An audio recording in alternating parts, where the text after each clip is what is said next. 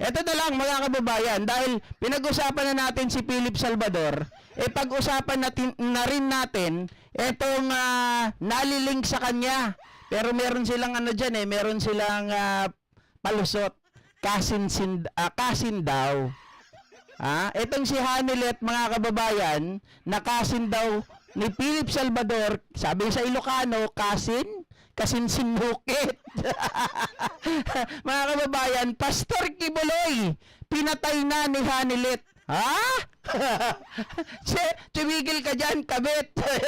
Sabi ni Sarah, mga kababayan. Kasi nga naman, mga kababayan, mga ka-GP Natics, itong si Hanilet, ay umiepal na po sa politika. Yes, umiepal na sa politika dahil nag-i-endorso ng mga artista, ng mga politiko. Akala mo naman may say, akala mo naman isa pang lap trip. Ito totoo to, sinabi talaga niya to, mga kababayan. Hindi tayo yung gumawa nito. Pastor Kibuloy, kinulong Manila. Ay, teka. Nawala yung natin? Oops. Nawala ba tayo? Hindi naman. Ulitin ko. Baka nawalan tayo ng connection guys sabihin nyo sa akin Tay tayo dyan. Ayan. Pastor Kibuloy, kinulong Manila. Binitay nila, hindi bumaliktad, hindi nabibili ng pera. Binitay na daw mga kababayan, kinulong. Ano yun? Anong ginawa mo? Nawala yung net. Okay. Sana wag nang mawala ulit. Pero meron naman tayong backup, huwag kayong mag-alala. Di ba? Narinig nyo yung sinabi ni Hanilet mga kababayan. May nagpapatunay na Salvador daw ang gitna ni Hanilet.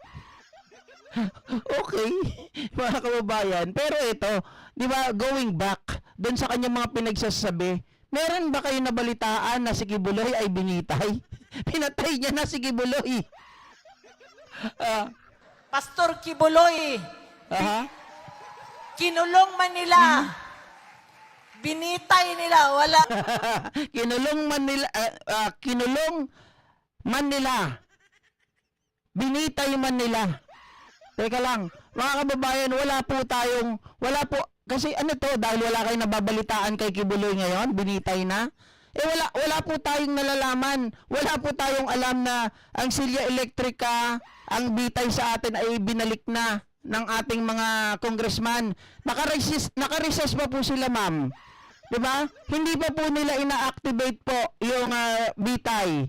Saan po nanggaling yung sinasabi ninyo na binitay na si Kibuloy? Saan po nanggaling yun? Sabi ni Seven Samurai, wag kikibo, Diyos ang ihipo, Kibuloy. Bakit anong nangyari kay Hanilet? Baka mamaya maging asawa na ni Ipian, daming pera niya na.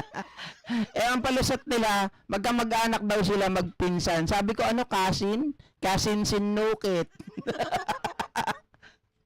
Sa Ilocano. Diba? Alam nyo, mga ka-GP Natics, parang lalo pong nalaglag yung mga member ng PDP Laban na inendorso po ni Hanilet. Imbis na po sabihin natin ay baka sakali makapasok, lalo pa atang nalaglag. Dahil walang kwenta ang mga pinagsasabi nitong si Hanilet. Sige nga, yung mga member pa ng PDP Laban, yung iba dyan, ay inendorso pa ng INC. Tingnan natin kung kaya nilang ipanalo. Baka si Bongo lang ang pwedeng manalo dyan. Sabi ni Esther Ongking ko, grabe din itong si Hanilet. Yes, mga kababayan, ang lupit yan. Minura nga yung mga vloggers ni Aimee. Diba? Sabi ni Noli Cambe, madakit daw puwet ni Pacquiao kakatapos lang gamitin ng kanya. Grabe naman kayo. Ray Santos, shoutout sa inyo Hi Hanilet, sumausaw ka pa dyan. Wala naman ambag, wala naman saysay yung kanyang mga sinasabi, di ba? Biglang sasabihin pa mga kababayan, iboto nyo ito. Ayan si Kibuloy, iboto nyo. Nak ng tinapa, oh. Hindi bumaliktad. Hindi nabibili ng pera. Hmm? Di raw bumaliktad, hindi raw nabibili ng pera. Eh paano hindi nabibili ng pera? Si Kibuloy ay sabi niya, gusto niya sa kanya lahat ilagak ang pera.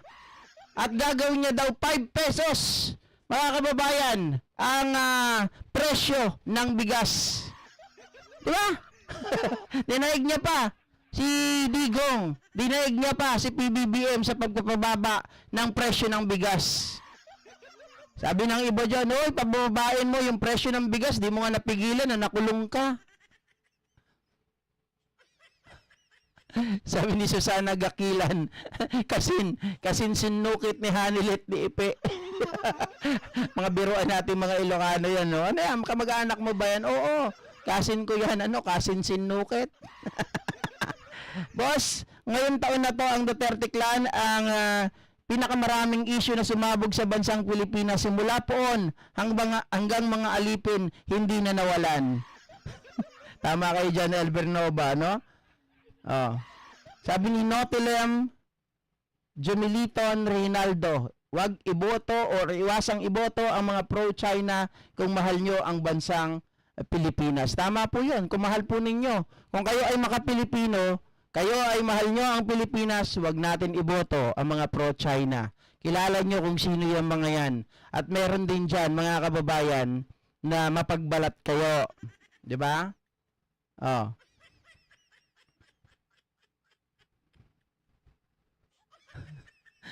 Grabe, tanga talaga yan si Ipe. Sana manahimik ka na lang, Hanilet. Paano mo mapapanalo si Kibuloy? Walang himala, Hanilet. Totoo. 'Di ba? Alam mo, imbis na makatulong ka, Hanilet, ikaw ay nakakasama pa sa kampanya ng PDP. Dalawa kayo ni Kitty. No, magsama kayo, paguntugin nyo na lang yung dalawang sarili nyo.